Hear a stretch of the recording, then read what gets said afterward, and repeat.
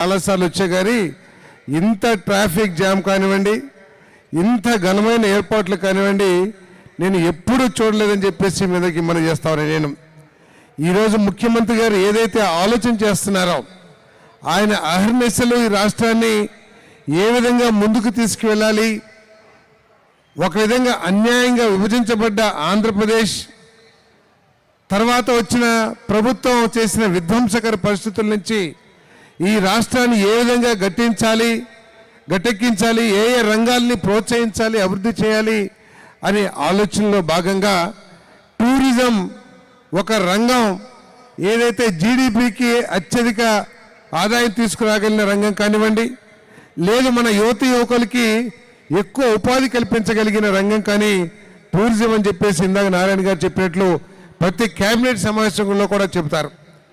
ఆయన ఆలోచనలకు అనుగుణంగా మరి కొల్లి రవీంద్ర ఈ కార్యక్రమాన్ని ఏర్పాటు చేయడమే కాకుండా అన్ని శాఖలను కూడా దీంట్లో భాగస్వామ్యం చేసి మరి నేషనల్ మరి స్పోర్ట్స్ ఈవెంట్స్ని ఇక్కడ ఆర్గనైజ్ చేయడమే కాకుండా మరి వాటర్ స్పోర్ట్స్ ఇవన్నీ కూడా చేసి నిజంగా ఆహ్లాదకరంగా బ్రహ్మాండంగా ఆర్గనైజ్ చేస్తానని చెప్పేసి మనం చేస్తాను.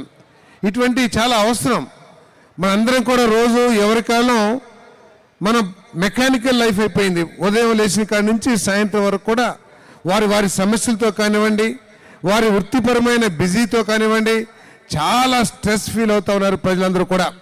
ఎందుకంటే పోటీ రంగం, పక్కవాడు ఒకటి చేస్తే మనం ఇంకోటి చేయాలి, పక్కవాడు ఒక వ్యాపారం చేస్తే మనం ఇంకో వ్యాపారం చేయాలి, పక్కవాడికి ఎక్కువ మార్కులు వస్తే నాకు అంతకంటే ఎక్కువ రావాలని ప్రతి చిన్న పిల్లవాడి దగ్గర నుంచి పెద్ద వయసు వాళ్ళందరూ కూడా అత్యంత మానసిక ఒత్తిడికి గురవుతున్న పరిస్థితుల్లో మరి తప్పకోకుండా ఇటువంటి వాతావరణాన్ని, ఈ టూరిజంని, ఈ బీచెస్ని డెవలప్ చేయాల్సిన అవసరం ఉంది. వీకెండ్కో లేకపోతే నెలకొకసారో మరి ఈ విధంగా వచ్చి ఇక్కడ ఇంకా ఇన్ఫ్రాస్ట్రక్చర్ కూడా ఏర్పాటు చేయాలని చెప్పేసి ముఖ్యమంత్రి గారు ఆలోచన చేస్తూ ఉన్నారు. ఈ రాష్ట్రంలో దాదాపు 1000 కిలోమీటర్ల కోస్ట్ లైన్ ఉంది. అది మనకి అత్యంత బలమైన ఆయుధం మనం అభివృద్ధి చెందడానికి అని చెప్పేసి మీకు మనం చేస్తాను. కేవలం కావాల్సింది ఒక విజన్ ఉన్న నాయకత్వం, ఒక అనుభవం ఉన్న నాయకత్వం ఈ రాష్ట్రానికి అవసరం ఉంది. ఆ అనుభవం, ఆ విజన్ ఉన్న నాయకుడే మన ప్రీతమ నాయకుడు చంద్రబాబు నాయుడు గారు అని చెప్పేసి కూడా మీకు మనం చేస్తామని నేను